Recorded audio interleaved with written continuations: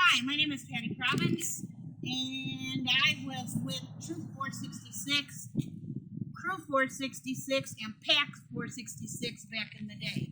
And then I also cooked at Rainbow Council for about 24 years, and I did a lot of Dutch oven cooking for Scoutmaster Fundamentals, and took classes at JJC and gave classes at JJC. So, and then I've been invited by troops to do a lot of cooking for them. And we kind of picked a windy, bad night to do this, but we've got to get her done. I decided to pick a really simple and easy thing to make, and I've never made it before, so we're just going to give it a go. But I always give it a go on something that I don't know how to do, so you guys are going to be able to see it first. And so I only use Kingsford charcoal when I do my Dutch oven cooking because it's the best to use.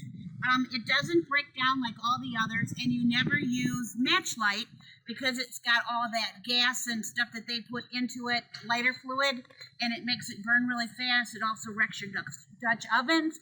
And another thing too, it also adds some nasty flavors to your food that you don't want in. So I always use, again, Kingsford charcoal. It burns the best, and it's just a really good charcoal. Everybody that does Dutch oven cooking uses Kingsford charcoal. The first thing we're going to do is we're going to get the charcoal spread out onto my table. And if you're using a size 12 Dutch oven is what I'm using, you go by the standard rule. It's -3 on the bottom and +3 on the top. That's just a standard Boy Scout rule. So 12 minus 9 is 9. So here we go, right? So I get them arranged on the bottom, and I want to put a few extras because this one is going to be my rice for dinner. And I'm just making it, like I said, really simple. I'm wanting to boil it. Boil the water and dump in the rice. I like to use the aluminum liners. It helps keep my Dutch ovens clean, and I don't have to clean up a mess afterwards. And then also these can be used to serve your food, and then you can throw it away. You can order them online from Amazon, or you can get them from a Dutch oven lady. So here's my water. I already have it ready. I'm just going to dump it in. I put olive oil in instead of butter. So that's my 3 cups of water because I'm making enough rice for 6 people. My grandkids are coming over tomorrow for me to babysit. So this way Grandma will have extra rice for them to eat when they come over. So I'm going to start it. I'm going to put some on the top because I want to get it really, really super hot. You arrange your charcoals all the way around your Dutch ovens. Another thing while we're talking about the Dutch ovens, I only like to use Lodge. They're made here in the United States, down in Tennessee, I believe. And each one is specifically made to go with each other. But if you do break a lid, which we've done, or crack the pot, you can go down there and buy another pot or get a replacement for it to use.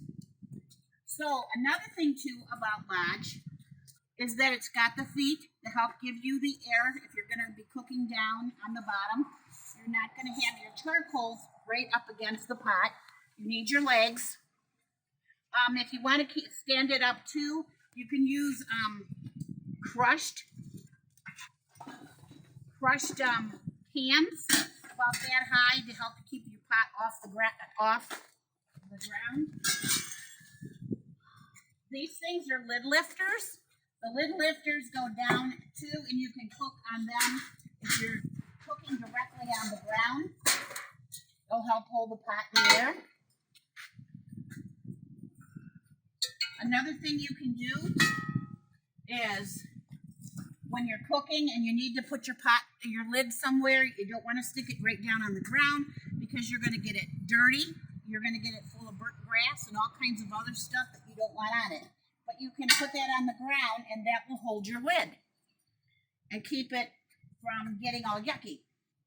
Another thing you can do is flip your lid over on top of your stand, and you can scramble eggs, make pancakes, cook bacon, sausage, and whatever on the top of that.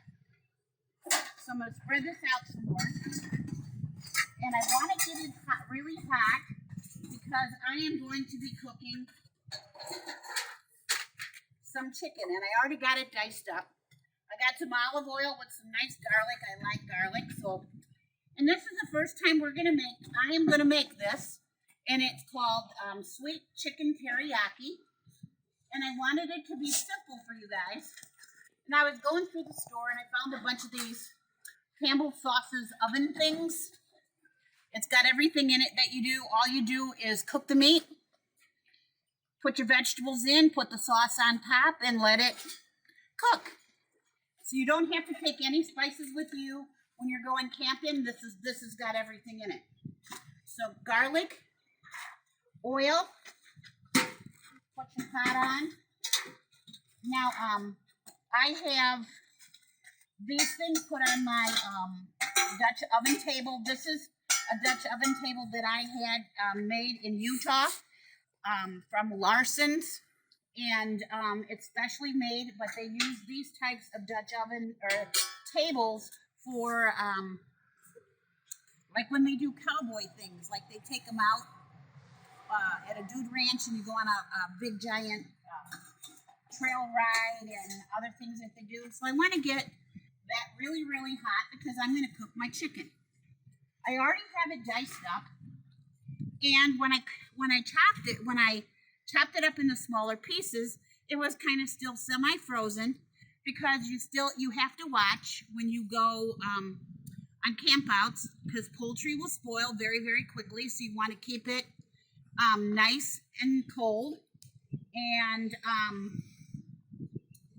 you have to cook it until it's over 165 degrees. And I have a thermometer in my pocket to test it. But you'll kind of know when the chicken gets cooked because it'll have a nice white texture. And this is chicken breasts, and they're sliced thin. And then I just put them in cubes so it'll cook faster. So again, I want this really, really super hot because I am going to fry like a stir fry the chicken. So I'm really going to pack it up. Okay, now my pot, the garlic oil is nice and hot. I'm going to dump my chicken in. I got it all diced up. I got a plastic spoon to use because I don't want to tear up the aluminum foil in the pan. So I'm going to cook the chicken until it gets nice and creamy white. I'm going to put the lid on.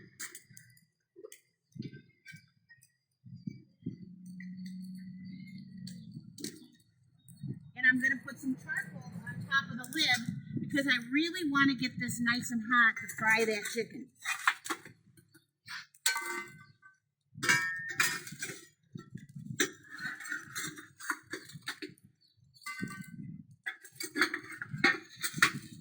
So now's a good time to talk about this too.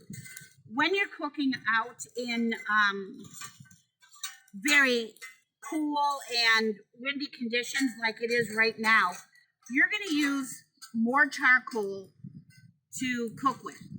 Like I said, the standard is 12 on top, -3 is, it's going to be 15 on top and then -3 on the bottom, so that's 9. And each one of these charcoal briquettes burns at about 20 degrees. If anybody got cookbooks from me when we were doing Scoutmaster Fundamentals, this is an example of one of the cookbooks. And in the back, there are different temperature charts that you can download. And I told them, put them in plastic and then put them in your check boxes. So here's an example of another one. So I'm using a 12 12-inch Dutch oven, which is standard Boy Scout, and a 12, and you're going to cook, I'm going to fry, so I want to get it hot, at least 400 degrees. I'm going to use approximately 29 charcoals. I'm going to use 19 on top and 10 on the bottom. And then, inside this too, your Scoutmasters would have gotten like Dutch ovens. So these are a size 12 Dutch oven, and approximately this will feed, this is a deep, and a deep will feed 16 to 20 people. That's like a nice casserole. If you want just a 12-inch Dutch oven that's a short, you're going to feed approximately 12 to 14 in these particular sizes. But you have to remember, men and boys are always hungry, and they're always going to eat more. So more is better, because they'll eat every single thing you got in the pot, and everything will be empty. Okay, I'm getting ready to check my chicken to see how it's cooking. I'm taking my lid off with my lid lifter that I had especially made for me, because I wanted more control than what the Boy Scout their lid lifter is like a wrench or a pair of pliers, and my fingers always got really burnt with them because it's just too close. So when I had Mr. Larson make me this banquet table to do Dutch oven cooking on, I had him make the lid lifter for my specifications. I also had him make a longer one, which I have in storage, and that's if I'm doing ground cooking, that it's much easier for me to pull up the lids from the ground and check the food. If the videographer will get close, you can see that how fast my chicken cooked. Now I'm ready to put the vegetables in. I like to use either fresh vegetables or frozen vegetables. It's really hard to take frozen vegetables on a camp out, so you're going to want to probably take some fresh ones. I'm going to dump my frozen vegetables. That's what I'm using. I used Stir Fry brand. I have snap peas in there. I have broccoli. I have carrots. I love onions, so I put those in. I really love mushrooms, but my husband won't eat them, and this is going to be dinner. So I'm going to put those in. And then I am going to use for the very first time, I'm going to put the sweet teriyaki chicken in here, sauce in, and let's see how it works. Anything that you can cook in your oven at home, you can cook in a Dutch oven. It's very simple. It's very easy. It's just, it takes a little bit of work to kind of understand what you're doing. And the reason I picked this recipe, or this dish, is because I wanted to try out that Campbell's mix to see how it was going to work. I've never used it before. I'm leaving the juice right in that I had, that I cooked my chicken in to give it a little bit of extra chicken broth. I'm stirring in the teriyaki. It looks really good. I'm going to put the lid back on.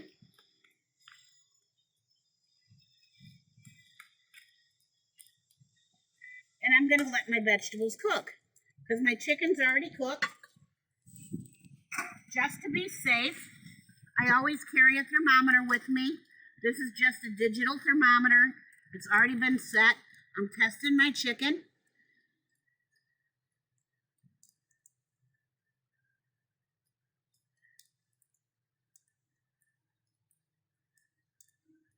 And the one chicken that I just tested out to be 145. And another one tested out to be 148. So by adding in the cold vegetables. It stopped it, cooled it down from where it was cooking the chicken. Probes. I have alcohol wipes to wipe my probe, turn it off to save my battery, and then put my cover back on and put it back in my pocket so I got it. So the alcohol is to clean the probe because chicken can make you very, very sick if you're not cooking it properly. You're not heating it to its proper temperature, and I just don't want you to get sick. Next, I'm going to check my rice water. My water is very hot, and it's boiling. I chose to make minute rice because I wanted to show you how easy this is. Here's my minute rice already measured out. When I go on a camp out, I like to take my things already chopped up, already measured out, so that all I have to do is just dump and pour. I'm putting my rice in. I'm going to stir it just like it says in the package. You put your rice in, you stir it up. I didn't add butter. I added olive oil with a little bit of garlic in it. Give it some flavor. I pick up my lid and I put it back on. When you're cooking your food with a Dutch oven, you also want to give the top a quarter turn and do a pot a quarter turn. So that way you don't get hot spots in your food. This is especially important when you're baking, that you don't get the hot spots, or you're doing chili, or you're doing spaghetti sauce.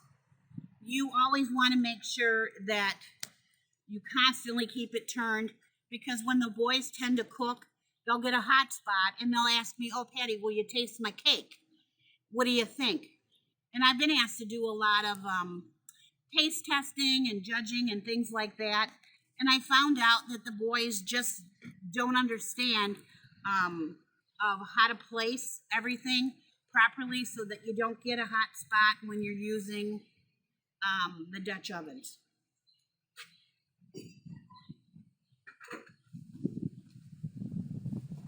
Another thing that I made for myself is I bought a case of cardboard pizza boards, and I covered them with heavy-duty aluminum.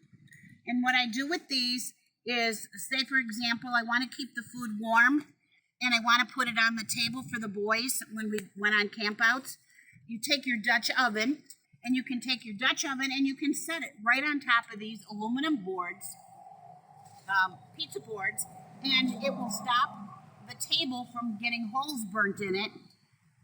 It will stop you from melting the tablecloths that might be on the tables. It will stop you from melting your plastic tables that you might be carrying in your troop camper or trailer. Another thing you do is, like, I like to take my pineapple upside down cake out, and I like to set it right on top of here, and I use, it's like, I don't use the aluminum foil pots, those for when I do a lot of baking.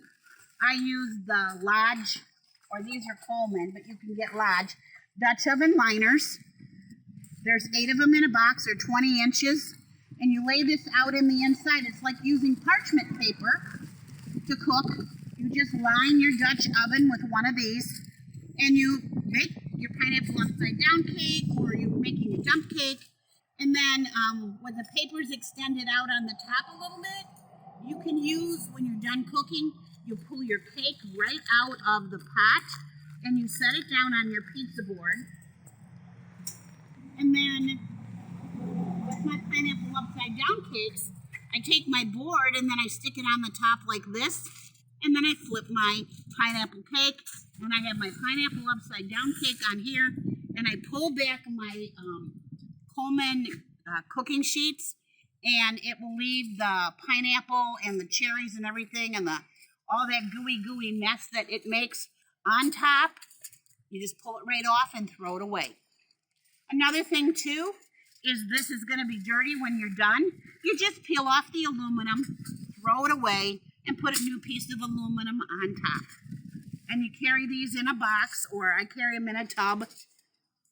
I probably have like 50 of them made, so that I've got them when we're doing Scoutmaster Fundamentals or other kinds of training, that I can just lay them all out on the table, put a Dutch oven on each one, and I won't burn holes in my table. Okay, I'm going to check my chicken again.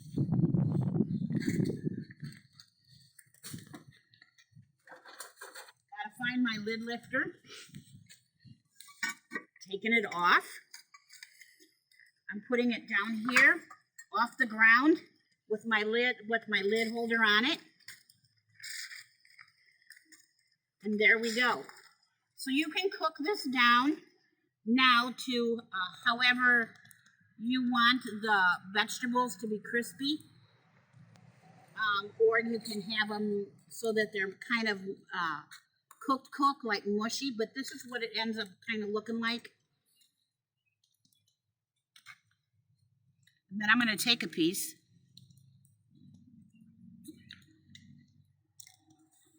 Boy, that's really good. And the vegetables are nice and crispy. That's exactly how I like it. And now this dish is done. I can put the lid back on.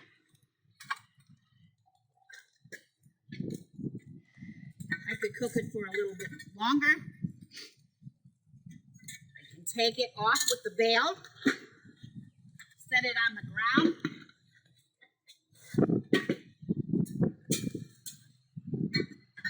Take my lid lifter. Dump my charcoal. I set it back on and keep it warm. I can pick it up. Set it up here on my table. On top of my cardboard pizza rounds covered with foil. It will keep from melting the table. I'm going to go back and I'm going to check my rice.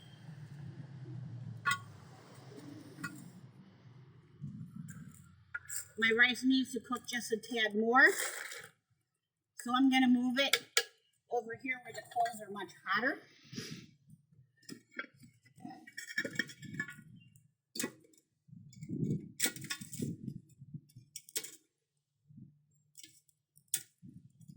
And you don't want to do that, what I just did, because you're going to burn your hands.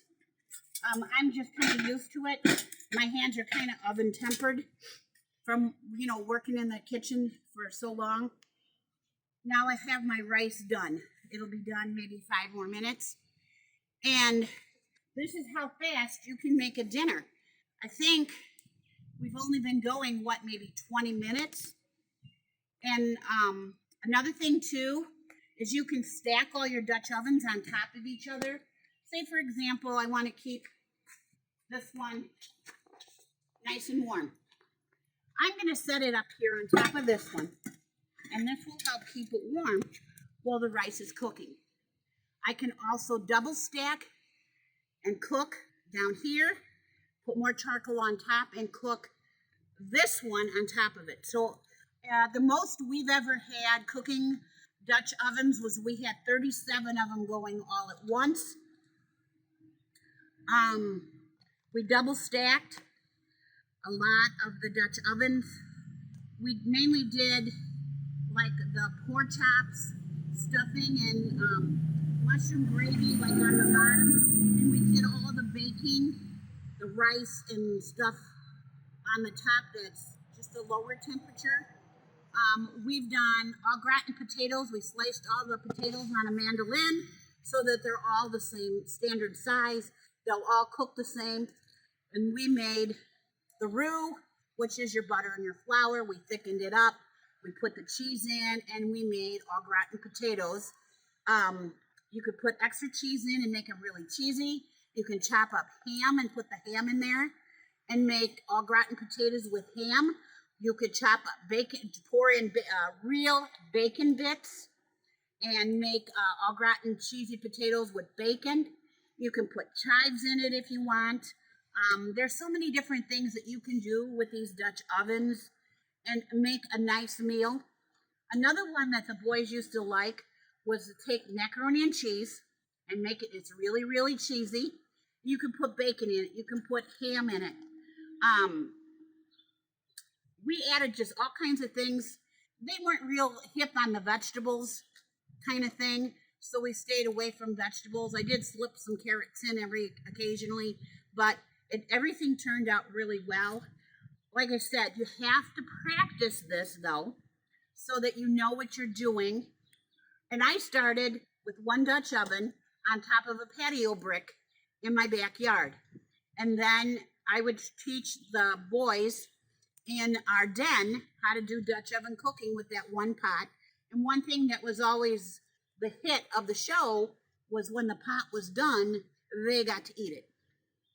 So the last thing that I'm going to do with my chicken teriyaki is I'm going to put a little bit of cornstarch into it to help thicken it up a little bit. So we're back again, and I just checked my rice. My rice is done, and I can take it off and set it down on the ground because I have cement, or I could put it up on the charcoal. The last thing that I want to do to my stir-fried vegetables is I made a cornstarch slurry to kind of thicken up the sauce that's inside the pot. And I'm going to use that. I'm going to thicken it up to make a nice sauce to go over the top of when I move the rice and vegetables.